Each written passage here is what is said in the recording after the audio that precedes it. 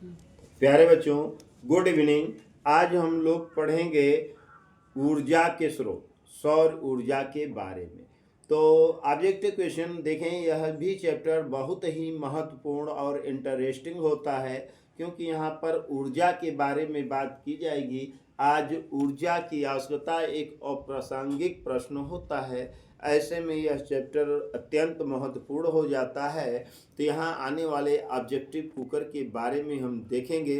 तो पहला क्वेश्चन बनकर आता है कि सौर कुकर भाग जो ग्रीन हाउस प्रभाव के लिए उत्तरदायी है, बॉक्स की काली परत है, दर्पण है, कांच की सीट है, कुकर का वह आवरण है।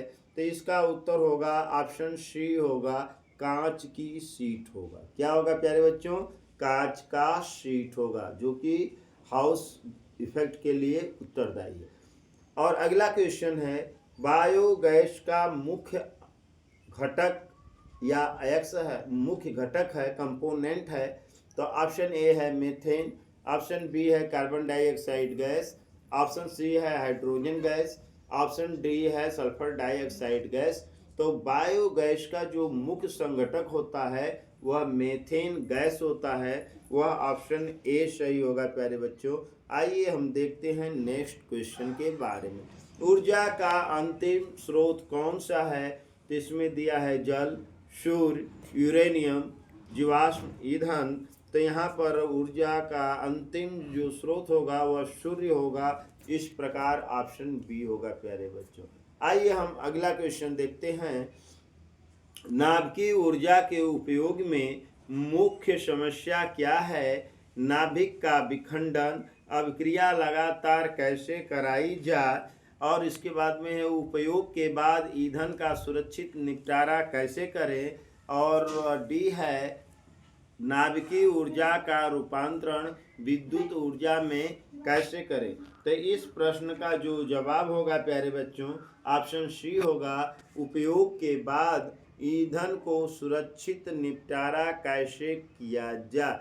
तो जो नाभिकीय ऊर्जा होता है, यहाँ बता दें इसमें यूरेनियम या थोरियम का उपयोग करते हैं। यह एक जो यूरेनियम थोरियम है रेडियो एक्टिव पदार्थ होता है। इनसे ऊर्जा तो हम प्राप्त कर लेते हैं, लेकिन जो इसका निपटारा करना होता है तो उसके बारे में ही ज़्यादा परेशानियाँ होती हैं, क्योंकि वो रेडियो एक्टिव तत्व होते हैं। ऑप्शन सी सही होगा। आइए देखते हैं अगला क्वेश्चन। पवनों का देश किसे कहा जाता है? तो ऑप्शन ए है स्वीडन को, ऑप्शन बी है डेनमार्क को, ऑप्शन सी है भारतवर्ष को, ऑप्शन डी है अमेरिका को। तो पवनों का देश डेनमार्क को कहा जाता है प्यारे बच्चों। आइए हम देखते हैं नेक्स्ट क्वेश्चन। तो अगला क्वेश्चन, ऊर्जा के निम्नलिखित रूपों में किसके साथ सज्जा और उपयोग की प्रक्रिया में सबसे कम पर्यावरण प्रदूषण होता है? नाभिकीय ऊर्जा में, तापीय ऊर्जा में, सौर ऊर्जा में, भूतापीय ऊर्जा में। तो सबसे कम कह रहा है कि प्रक्रिया में सबसे कम पर्यावरण प्रदूषण होता है, तो वह सौर ऊर्जा होता है प्यारे बच्चों। ऑप्शन सी सही होगा। आइए हम देखते हैं नेक्स्ट। सूर्य में ऊर्जा का मुख्य कारण है हाइड्रोजन नाभिकों का संलयन अभिक्रिया, हाइड्रोजन नाभिकों का विखंडन, हीलियम का संलयन, यूरेनियम नाभिक का विखंडन। तो सूर्य पर ऊर्जा का जो मुख्य कारण है या स्रोत है, हाइड्रोजन का नाभिकीय संलयन होता है। ऑप्शन ए सही होगा। ऑप्शन ए सही होगा। आइए हम देखते हैं नवा क्वेश्चन। जीवाश्म ईंधन का उदाहरण नहीं है प्राकृतिक गैस, पेट्रोल, लकड़ी, कोयला। तो यहाँ पर क्या होगा प्यारे बच्चों कि 9 क्वेश्चन का जवाब आपका जाएगा ऑप्शन सी। लकड़ी जो है वह जीवाश्म ईंधन का उदाहरण नहीं है, बल्कि कोयला, पेट्रोल, प्राकृतिक गैस यह जीवाश्म ईंधन के रूप में उपयोग में आते हैं। आइए हम देखते हैं अगला क्वेश्चन। खाना बनाने वाली गैस को कहा जाता है CNG gas, LPG gas, methane gas, इनमें से कोई नहीं। तो खाना बनाने वाली गैस को एलपीजी गैस कहा जाता है। ऑप्शन बी सही होगा। एलपीजी का जो फुल फॉर्म होता है लिक्विफाइड पेट्रोलियम गैस होता है। क्या होता है प्यारे बच्चों? लिक्विफाइड पेट्रोलियम गैस होता है। आइए हम देखते हैं नेक्स्ट क्वेश्चन के बारे में। तो हमारा अगला क्वेश्चन है, सोलर सेल में उपयोग होने वाला प्रमुख तत्व है। इसमें दिया है सिलिकॉन है, तांबा है, जर्मेनियम है, इनमें से कोई नहीं। तो सोलर सेल में उपयोग होने वाला जो प्रमुख तत्व होता है वह सिलिकॉन होता है। ऑप्शन ए सही होगा प्यारे बच्चों। तो क्या उपयोग किया जाता है? सिलिकॉन को। आइए हम अगला क्वेश्चन देखते हैं। प्राकृतिक गैस का प्रमुख घटक है। दिया है methane gas, carbon dioxide gas, hydrogen gas और एथेन गैस। तो प्राकृतिक गैस का जो प्रमुख घटक होता है वह मीथेन गैस होता है। ऑप्शन ए सही होगा। क्या सही होगा? ऑप्शन ए सही होगा। आइए हम देखते हैं नेक्स्ट। बायोगैस का मुख्य घटक होता है methane gas, carbon dioxide gas, hydrogen gas, hydrogen. तो यहाँ पर हम बता दें प्यारे बच्चों कि जो बायोगैस का मुख्य घटक होता है वह मीथेन गैस होता है। ऑप्शन ए होगा। आइए हम देखते हैं नेक्स्ट क्वेश्चन के बारे में। अगला क्वेश्चन है, निम्नलिखित में से कौन सा और नवीनीकरण ऊर्जा का स्रोत है? लकड़ी है, सूर्य है, पवन है और जीवाश्म ईंधन। तो कह रहा है निम्नलिखित में कौन सा और नवीनीकरण ऊर्जा का स्रोत है? पवन नवीनी ऊर्जा का स्रोत है, सूर्य भी नवीनी ऊर्जा का स्रोत है। तो इसमें कौन नहीं है? तो इसमें जीवाश्म ईंधन को मानने लिखेंगे प्यारे बच्चों। क्या होगा? जीवाश्म ईंधन। महासागरीय तापीय ऊर्जा का कारण है। तो पहला है ए तरंगों द्वारा समुद्र में संग्रहित ऊर्जा, महासागर में विभिन्न स्तरों पर तापांतर ऊर्जा।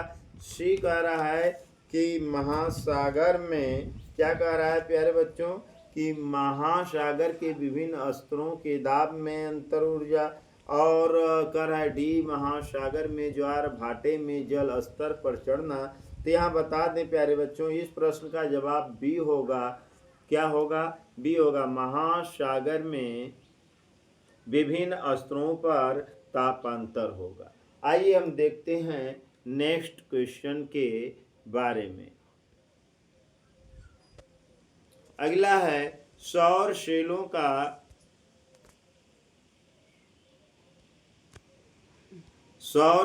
का संयोजन कहलाता है। करा सौर सेलों का संयोजन कहलाता है। ऑप्शन ए है सौर प्लेट, ऑप्शन बी है सौर पट्टी, ऑप्शन सी है सौर पैनल, ऑप्शन डी है इनमें से कोई नहीं। तो यहाँ पर बता दें भाई, यह जो होगा सौर सेलों का संयोजन जो होता है सौर पैनल कहलाता है। क्या कहलाता है? सौर पैनल कहलाता है। आइए हम देखते हैं नेक्स्ट क्वेश्चन के बारे में।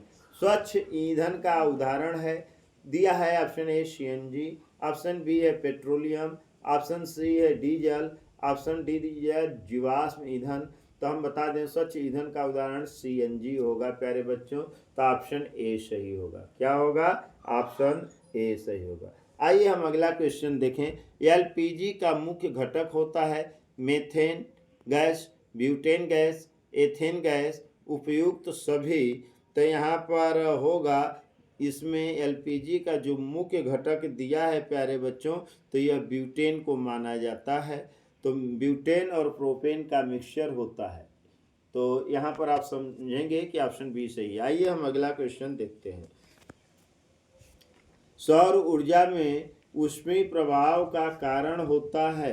कह रहा है कि सौर ऊर्जा में ऊष्मीय प्रभाव का कारण होता है। तो इसमें दिया है दृश्य प्रकाश, अवरक्त किरणें, परावैंगनी किरण, लाल रंग का प्रकाश। तो यहाँ पर बता दें प्यारे बच्चों, इसका उत्तर बी होगा, अवरक्त किरणें। आइए अगला क्वेश्चन। सौर कुकर के उपयोग से पर्यावरण प्रदूषण नहीं होता है, पर्यावरण प्रदूषण होता है, ईंधन की बचत नहीं होती है, खाना स्वादिष्ट नहीं बनता है। तो यहाँ पर बता दें सौर कुकर के उपयोग से पर्यावरण प्रदूषण नहीं होता है। इस प्रकार ऑप्शन ए सही होगा प्यारे बच्चों।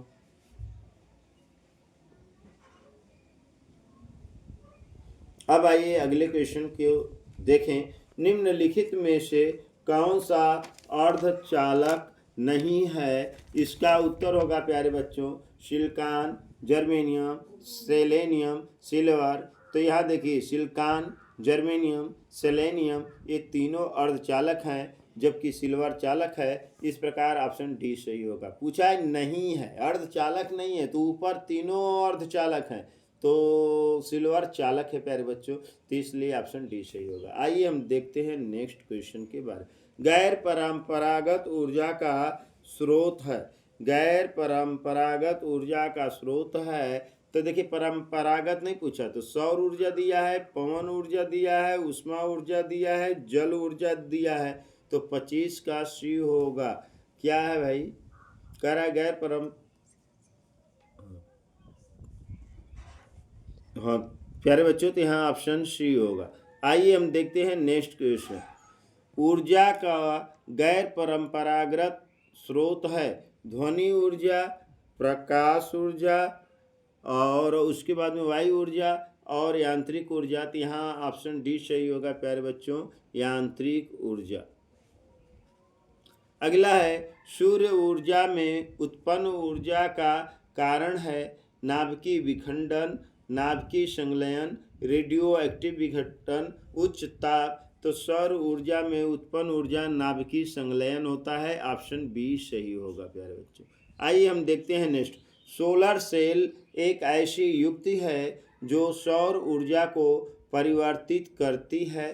तो विद्युत ऊर्जा में, सागरीय ऊर्जा में, पवन ऊर्जा में, रासायनिक ऊर्जा में। तो यहाँ ऑप्शन ए सही होगा भाई। सोलर सेल जो होता है एक ऐसी युक्ति होती है जो कि सौर ऊर्जा को विद्युत ऊर्जा में परिवर्तित करने का कार्य करता है। आइए हम देखते हैं नेक्स्ट। आधुनिक सेलेनियम और सेल की दक्षता होती है। तो यहाँ पर हम देखेंगे प्यारे बच्चों, दिया है 25% और बी में दिया है 10 से 18% और सी दिया है 10%, डी दिया है कितना प्यारे बच्चों 18%। तो यहाँ पर बता दें प्यारे बच्चों कि यहाँ पर होगा ऑप्शन ए सही होगा, 25% होगा। आइए हम अगला क्वेश्चन देखें। ऊर्जा का नवीनीकरण स्रोत है तो विद्युत जनित, सौर ऊर्जा, जीवाश्म ईंधन, उपर्युक्त से। तो ऊर्जा का नवीनी स्रोत सौर ऊर्जा होगा प्यारे बच्चों, विद्युत जनित्र भी नहीं होगा, जीवाश्म ईंधन भी नहीं होगा, उपर्युक्त तीनों का कोई बात ही नहीं है। तो आइए हम देखते हैं नेक्स्ट क्वेश्चन में। गर्म जल प्राप्त करने के लिए क्या कर रहा है? गर्म जल प्राप्त करने के लिए हम सौर जल तापक का उपयोग किस दिन नहीं करते हैं? धूप वाले दिन, बादलों वाले दिन, गर्म दिन, पवनों वाले दिन। तो इस प्रश्न का जवाब होगा प्यारे बच्चों बी होगा, बादलों वाले दिन। कह रहा है गर्म जल प्राप्त करने के लिए हम सौर जल तापक का उपयोग नहीं करते हैं, किस दिन? बादलों वाले दिन। आइए देखते हैं अंतिम क्वेश्चन। जीवाश्म ऊर्जा का स्रोत है जल विद्युत, पवन ऊर्जा, पेट्रोलियम, सौर ऊर्जा। तो यहाँ पर होगा जीवाश्म ईंधन में जो स्रोत होगा पेट्रोलियम होगा प्यारे बच्चों, तो ऑप्शन सी सही होगा। धन्यवाद। आज के लिए इतना ही। यह वीडियो आपको कैसा लगा? आप लोग इसे लाइक करें, शेयर करें और सब्सक्राइब करना न भूलें। जय हिंद, जय भारत।